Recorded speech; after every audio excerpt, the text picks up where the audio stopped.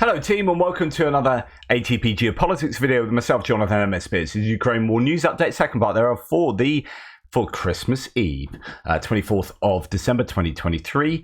Let's get to the aid segment for this video. Ben Hodges, General Ben Hodges, who lives in Germany, I do believe, now.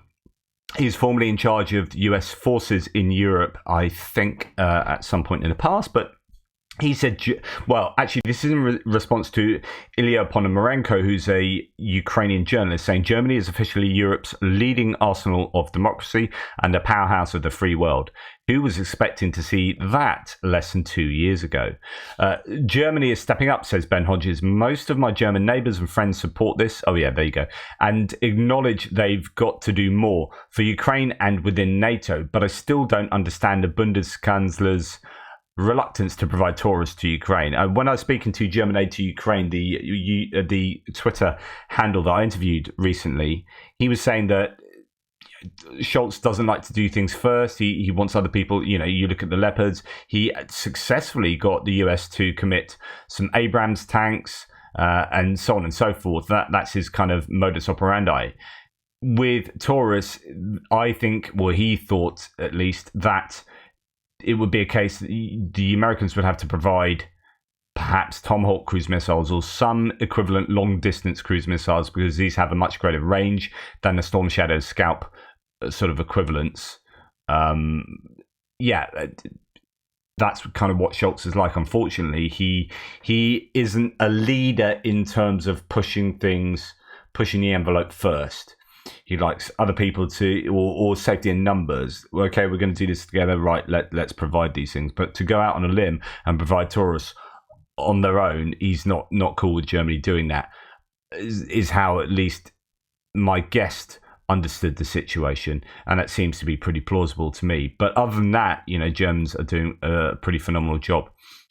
2 days ago, the German government made public that they have delivered another 2 AMPS by Hensoldt to Ukraine. So there's a total of 4 of these now.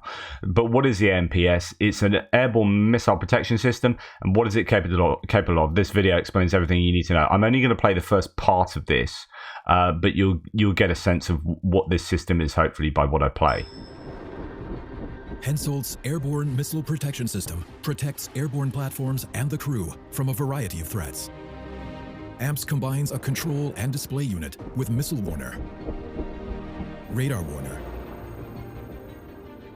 laser warner, and an active confirmation sensor with intelligently optimized countermeasures like chaff, flares, or laser countermeasures via a directed infrared countermeasure. AMPS is designed for flexible standalone installation, but can be integrated into the avionics system as well. Then the AMPS will be controlled by the control and display unit via the multifunctional display. As AMPS uses off-the-shelf equipment, it has inherent modularity, which allows the system to be easily adapted to specific operational needs.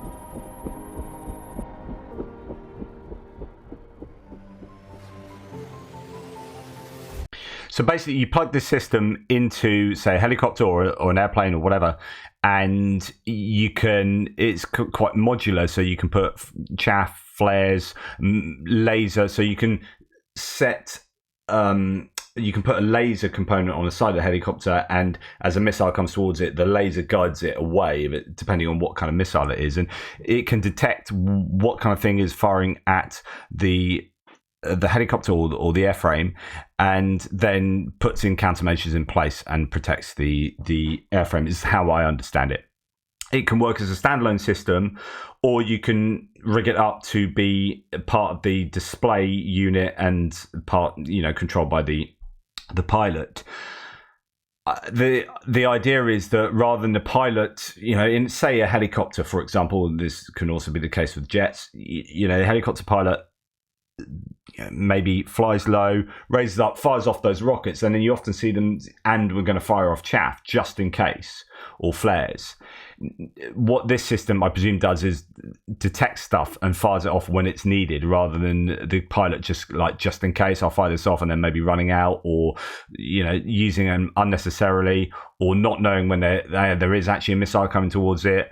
This kind of automates that, and I think it's kind of a high value warning and defense system, countermeasure system. So anyway, there's 4 of those that I presume can be plugged into all sorts of airframes and be used effectively. Right, Germany proposes to raise taxes to help Ukraine. This proposal was voiced by the head of the Economic Council of the Cabinet of Ministers, Monica Schnitzer. Quote, special events require special measures. Solidarity with Ukraine is an income tax surcharge for military aid. It would be an income tax surcharge for military aid would be a possible response to this challenge, The Economist told the Rheinische Post newspaper. That's not to say it is happening, but it might happen. It might be an option for them. The UK could potentially provide even more aid to Ukraine next year than it did in 2022 and 2023. Quote, I think we can potentially achieve more. We are looking at what elements of spending we could also put in place on a multi-year basis, Foreign Minister David Cameron has said, Foreign Secretary. So this is an interesting one for David Cameron because for those who aren't aware, obviously he's former Prime Minister of the UK. What happened in a run-up to 2016 is he's like, right, we're going to call a Brexit referendum because the people on the right of my party, the ERG, the European Research Group, who's is a Eurosceptical group on the right of the Conservative Party, said, right, we want to get out of Europe. We want to get out of Europe. So he says, okay, I'm Prime Minister. We'll call a referendum. Now, the idea was, as far as he was concerned, is they would easily win the referendum. So he was a Remainer. So I'm going to call a referendum. We'll easily win that referendum. And then you guys can shut up. And then they had the Brexit vote and Remain lost and Leave won. And he's like, oh, bang. And then, all right, well, that's the end of my political career. Now, what happened, and this is, I think, important to understand here, is that basically David Cameron pissed off all the Remainers in the country by calling the referendum and losing, and basically not campaigning very well and losing. So Remainers are like, oh, we hate you, Cameron. And then the Leavers, particularly in the Conservative Party, are like, well, you're a Remainer, so we don't like you because of that. And yeah, you caused the referendum. We won the referendum, but you're a Remainer, so we don't like you. So basically, he was kind of like caught in this position where, oh my goodness, I used to be fairly popular Prime Minister, now everyone hates me. So he then went into political wilderness from 2016 to now. So this is like 7 years later. He's been living in some cottage in the middle of nowhere for 7 years. Not even really doing like the circuit, Obama would go around giving all these speeches or whatever and going on a speech circuit, and Boris Johnson does that, makes an absolute ton of money. Boris Johnson makes phenomenal money doing speeches. I'm sure Obama does as well. Cameron just went and hid himself away. Then got the call. It's like, would you come back and help us as Foreign Secretary? So Rishi Sunak is, no offense, but he's crap at doing foreign diplomacy. He's much more confident staying at home and doing like treasury stuff because he was former Chancellor of the Exchequer. And so they called Cameron in. They said, right, in order to be a non-serving MP, we've got to make you a peer. So we're going to make you a Lord. You're now Lord. You serve in the House of Lords, and you're now Lord Cameron. That means we can make you a Foreign Secretary, right? And so Cameron's thinking, this is my resurrection here. Like, I can make a name for myself. So there might be an element of personal kind of gain here, and wanting to stamp his authority or get back on a saddle, basically. So Cameron could make a difference. And this could work for Cameron personally, but also for Ukraine. So I think this could be a good thing going forward, that this kind of like, you've chosen the right guy here because he's got something to prove. It's not just some guy, I don't know, say for example, Grant Shapps, right? We're going to move you from Defence Secretary to Foreign Secretary. And he's going, oh, here's another job for me. I've got to now get my expertise in this. And like, I was serving in that sector, now I'm serving here in this department, that department to this department, okay, whatever. No, this is someone from outside who's got a lot to prove to everyone. Like, he's been in the wilderness. Call him in, right? David, are you ready? Yeah, I'm up for this. Come in, right. Okay, what we did before, we're going to do better now. We're going to do more now. And do you know who's going to be responsible for that? Yep, me. David Cameron, I'm stamping my authority. I'm going to go around the world and I'm going to talk to people. I'm going to use my experience of being a former Prime Minister and being very kind of slick on the international circuit. He's perfectly fine. Although Europeans might not like him because he caused a referendum, he was a Remainer, right? So the Europeans are going to be like, nah, but they need someone to go around and do this kind of like be a focal point, which he could be. I'm not saying he is that now, but he could be this focal point for gathering people together in support of Ukraine. And so I think him saying something like this doesn't surprise me. And I think there is an element where he could be doing things for his own kind of self-aggrandizement, but I don't mean that in a critical way. I mean, he's going to want to do that for himself, and that means being extra positive for Ukraine. So I think this is a good thing. Interesting. Anyway, London will be sending four-wheel drives to Ukraine. So Sadiq Khan has relented, or at least he and Wallace sent a letter to, so the former defense secretary sent a letter to a guy called Mark Harper to see if they could change the rules. So I don't know whether this is slopey shoulders, like, hey, the rules say this, we can't do that. And then everyone had a go at Sadiq Khan. He said, okay. And then wrote a letter with Wallace to get the rules changed, and the rules have been changed, or at least it's all fine. And anyway, they're going to send 4x4s. I don't know if they're going to send anything else other than 4x4s, but certainly 4x4s are on the list of things that can be sent as a result of the scrappage scheme. So just to remind you, if you don't, if you've forgotten or you don't know, there's this ULEZ scheme whereby ultra low emission zones. So London has too much particulates from car exhausts. So if you've got an engine that has high emissions, then we're gonna pay you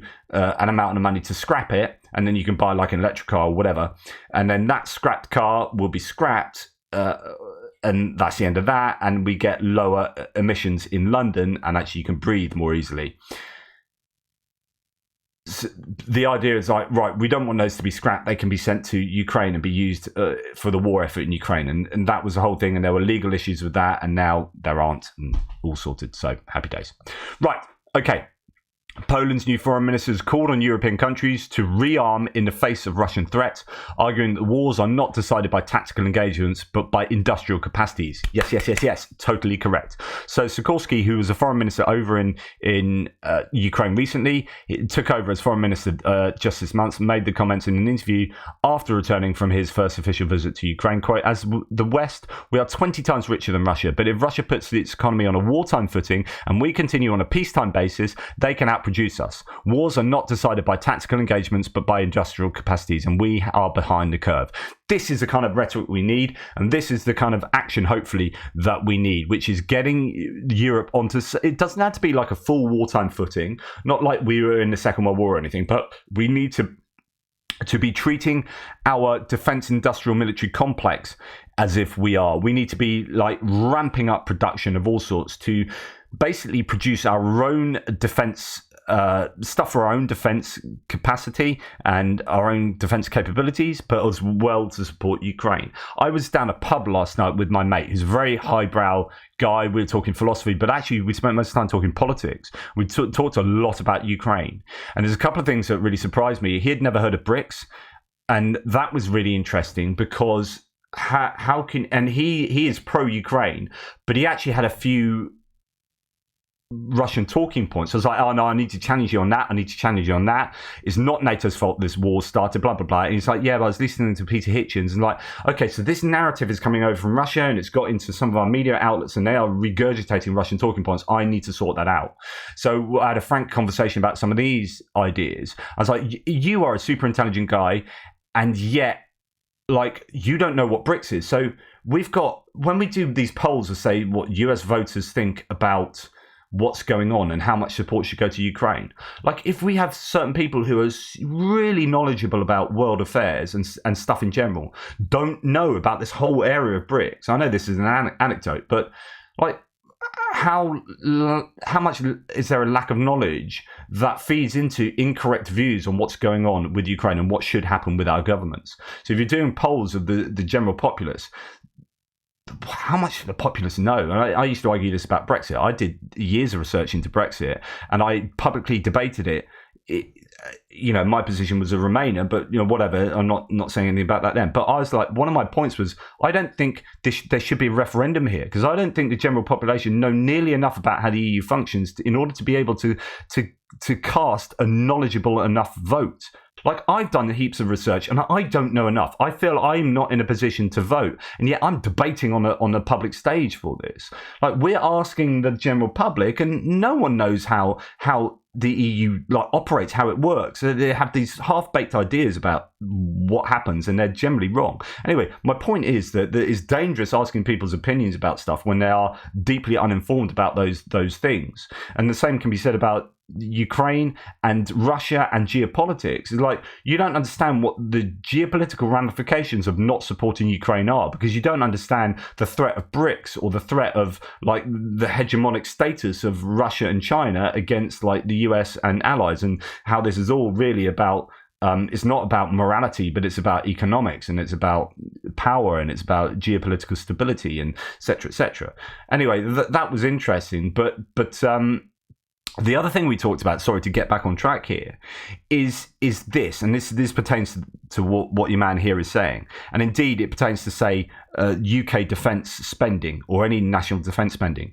It's like I came to this realisation last night. I was trying to work it out. Like, we had a conversation whether we were pacifists, and I'm like, yeah, I'm a pacifist, but there's a thing called the paradox of tolerance. So if you're too tolerant of people, then you are tolerant of the intolerant, who then take advantage of your tolerance, and then they take power and they win, and their intolerance oppresses you, and you end up being a minority that ends up being put in a gulag.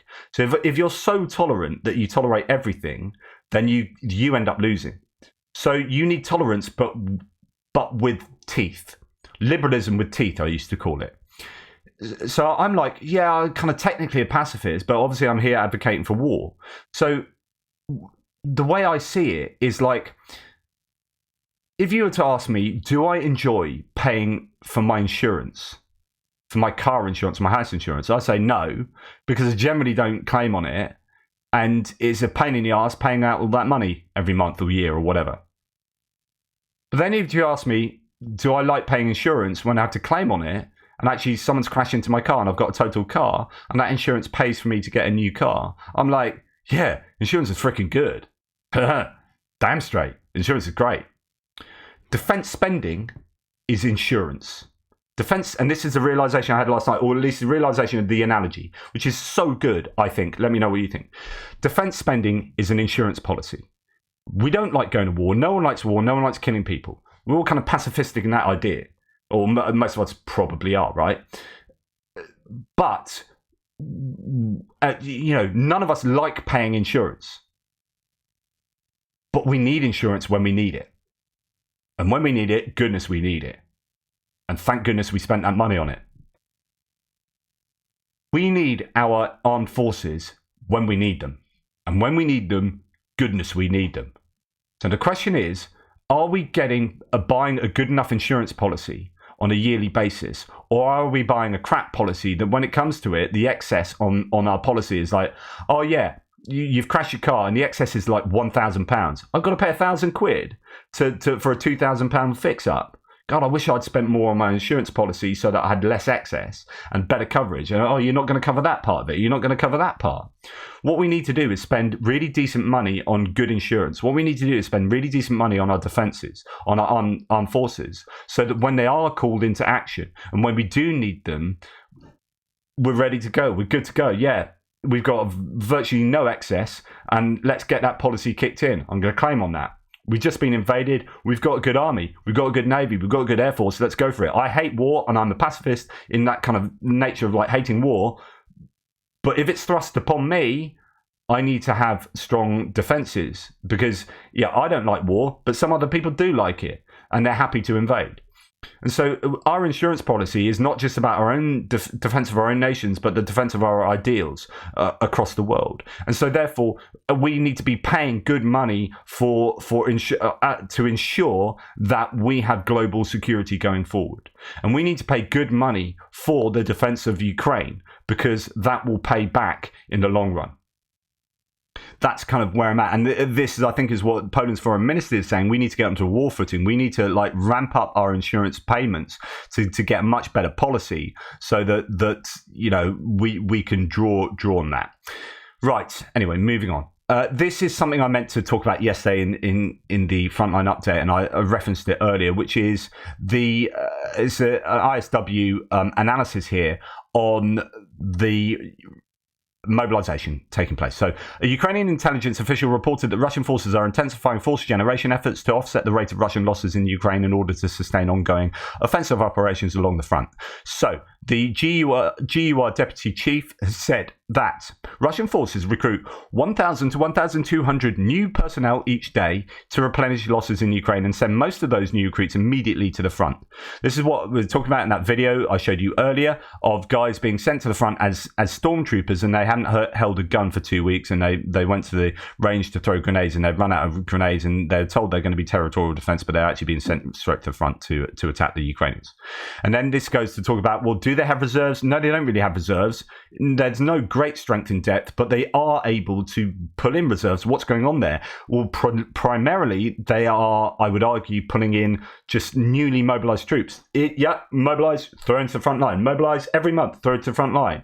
And so you're like, I get critics who would say, you said there were no reserves. Well, there aren't reserves. The reserves are either pulled from another area of the front line or from newly mobilized people, or people that have been training back behind the front lines, but they haven't yet been sent. So these are basically still new recruits, but they've had longer training. These aren't like deep reserve units that are battle hardened already. You've just got them in rotation. They're in reserve. No. These are essentially new recruits.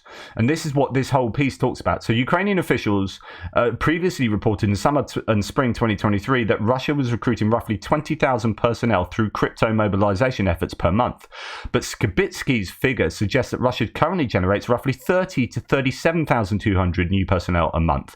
A number closer to the Russian officials' claims that Russia currently recruits 40,000 new personnel a month. So Ukrainians initially thought 20,000, Russians are claiming 40,000. Stats are looking like 30 to 37,000 Russian recruits per month. That's 37,000 they could throw onto the front line. And it's the idea that, yes, you can move forward a little bit in Avdiivka or a little bit in Robotyne or a little bit up here in Sinkivka, at huge cost. They don't care. They're getting 37,000 new recruits a month.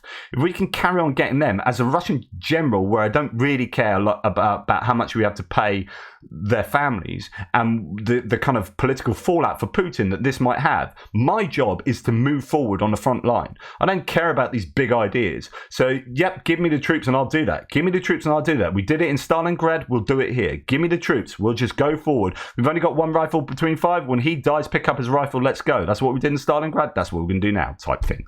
Okay.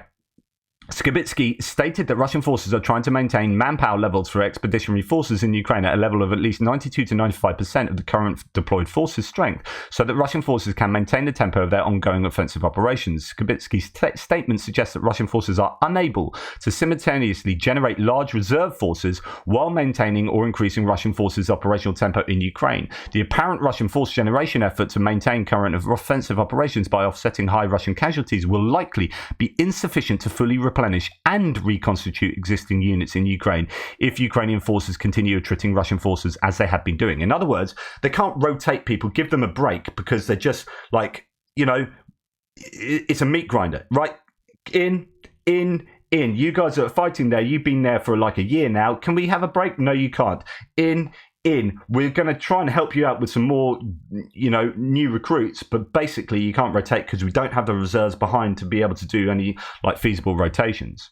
A Ukrainian military observer stated that, and it goes on to something else then. Sorry, no, this is it. The Russian Federation Council approved a law on December the 22nd that will permit Rosgvardia, so these are the internal security forces, the riot police in Russia, to create and manage its own volunteer formations. Again, why would you do this? You would only do this if you were fairly desperate. The new law will significantly bolster Rosgvardia's force generation capacity and will likely facilitate its apparent efforts to recruit and integrate a wide array of volunteer fighters, including former Wagner Group personnel. The Russian Federation Council also approved a law on criminal liability for discrediting Rosgvardia volunteer formations, indicating that Russian leadership likely intends to grant Rosgvardia volunteer formations the same status, benefits, and protections that existing volunteer formations receive.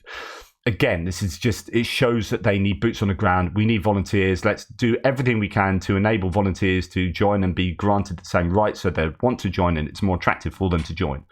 We need boots on the ground, both internal security services and troops in Ukraine. Okay. as mentioned earlier, New York Times says, was many different news sources are saying, Putin is open to ceasefire if Russia keeps the occupied territories. Putin's sought ceasefire would mean Russia would keep the territories it illegally occupies in Ukraine, where the population is subject to abductions and summary executions. However, EU Foreign Policy Chief Joseph Borrell said that he sees no signs that Putin really wants to stop the war with Ukraine.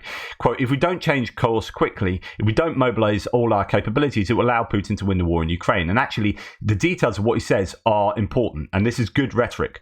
It's important rhetoric. But he also warned that the European Union's existence was at stake in Ukraine. Quote, maybe this is a moment in which we have to look into the danger coming from a great power that threatens our democracy, which threatens Europe itself and not only Ukraine. And if we don't change course rapidly, if we don't mobilize all our capacities, so we're going back to what the speech about needing to mobilize. So it's a foreign minister from Poland saying we need to get on a war footing. This is what he's saying. We need to mobilize all our capacities. It will let Putin win the war in Ukraine. Similarly, if we're not able to stop the tragedy which is happening in Gaza, I think the project will very much be damaged. The important thing is that what we can do in order to avoid Russia winning the war. What are we ready to do? Are we really ready to do everything it takes? This is a question we have to put to ourselves. Putin cannot be satisfied with the peace of Ukraine and to let the rest of Ukraine belong to the European Union.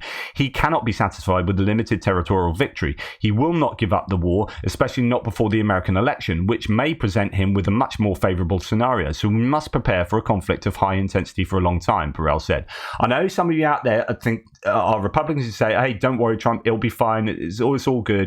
There are a lot of people in Europe that don't believe that. There's a lot of analysts, even from right-wing media sources, who would otherwise be favourable to Trump. If they are, so Ukraine, the latest podcast for the Daily Telegraph, is consistently talking about how worried they are about the American election. So I'm just, don't shoot the messenger, but there are a lot of analysts who are worried. So, quote, Putin has decided to continue the war for the final victory, he said. Russia's success is dependent on bringing to the battlefield as many people as they can.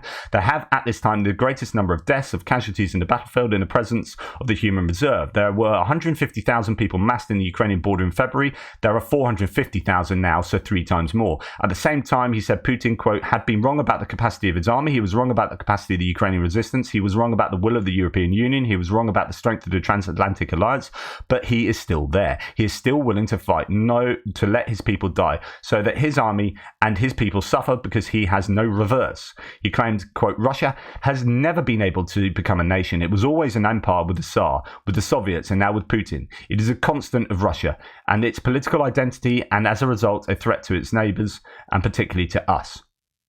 That's on point. Joseph Borrell is on point there, totally, with what he says. Right, De Bild as well, and this is all connected, which is, a German tabloid, said Russia may attempt to attack Europe next winter, according to European intelligence sources. Always source. European intelligence suggests that Russia may launch an attack on Europe during the winter of 2024 to 2025 if the US finds itself, quote, without a leader following the 2024 US presidential election. The German tabloid Bild reported yesterday, citing an anonymous European intelligence source. And again, this goes to the worry that people have in Europe with the Trump victory at the ballot box in the 2024 presidential elections. So again, this isn't me being all politically left or whatever. Genuinely, this is a concern for politicians and intelligence sources in Europe. Right, the Finnish authorities have approved a project under which refugees will be paid €5,300 for returning to their homeland. The regulation will motivate refugees to refrain from appealing against the asylum decision. The regulation will come into force on January the 1st, 2024. And I don't know whether this has anything to do with Ukraine wanting military-age men to return, to be mobilized and to be summoned from abroad back to Ukraine. And I don't know if that is Finland trying to help with that. We know that, I think it's Estonia said that they will send back people who have been given summons. So anyway, good news. Saturday, protesting Polish truckers have unblocked the key border crossing, of Sieni Medica between Poland and Ukraine. Kiev's economy minister has announced. This follows Poland's foreign minister visit to Kiev. Not only that, but Polish farmers have unblocked that checkpoint on the border with Ukraine, as reported by the Deputy Minister of Agriculture and Rural Development of Poland. So this is really good news. Hopefully that's going to be the case at all the checkpoints, and hopefully Poland have done a good job in in freeing this.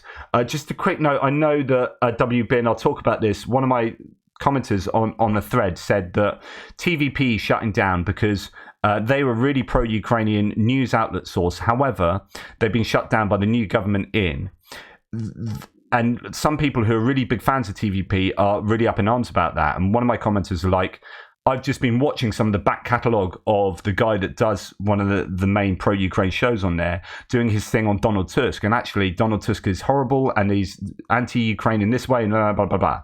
And I had to say, look, TVP was closed down because it was a massive propaganda channel for the previous government, for the previous PIS. So from 2015 onwards, that channel was entirely just a propaganda arm for the Law and Justice Party. And everything that came out of that was entirely propagandistic. Now, the pro-Ukraine stuff was actually what they wanted as well, because that party was still anti-Russia. But they were deeply, deeply anti-Donald Tusk. And they ran basically stuff that trashed Donald Tusk consistently.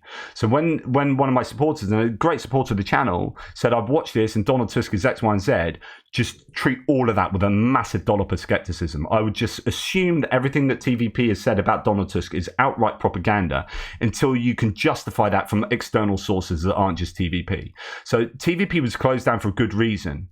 And hopefully it will be restarted with a much more objective agenda. Now, if you go and look at different, I was reading I know you might go roll your eyes, but I was reading a Reddit thread, an R Poland Reddit thread on TVP, and all these Polish people are like, it is a freaking disgrace. It is basically the North Korean TV channel equivalent, or RT. A lot of people saying it's like RT, Russia Today.